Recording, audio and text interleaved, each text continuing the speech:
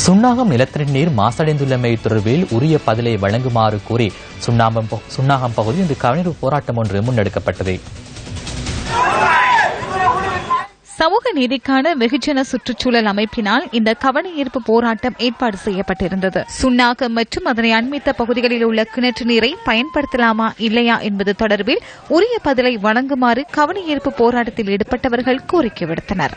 இந்த கவனஈர்ப்பு போராட்டத்தில் பாதிக்கப்பட்ட மக்கள், சுற்றுச்சூழல் ஆர்வலர்கள் ஆகியோர் கலந்து கொண்டிருந்தனர்.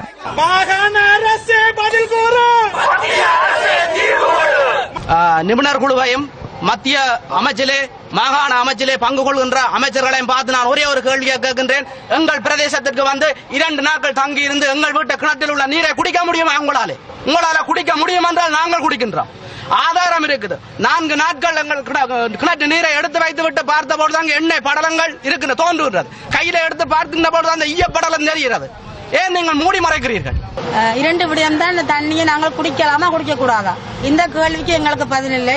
எங்களுடைய போராட்டம் இன்று மட்டுமல்ல, இனி எங்களுடைய தண்ணிக்கு தீர்வு கிடைக்க மட்டும் உண்மையாக நாங்கள் எங்களுடைய உயிரை கொடுத்து கூட போராட தயாராக இருக்கின்றோம் என்று கூறி இந்த இடத்திலே நாங்கள் கூறிக்கொள்கிறோம். இந்த தண்ணியை எங்களுடைய ஒவ்வொரு கிணத்தையும் டெஸ்ட் பண்ணி இந்த தண்ணியை குடிக்கலாமா குடிக்க கூடாதா என்று ஏன் என்னும் பதில் சொல்ல முடியாது இருக்கிறார்கள். அப்படி ஒரு பதிலை எங்களுக்கு தர வேணும். இது ஒரு தெளிவற்ற ஒரு அறிக்கையாக இருக்கிறது.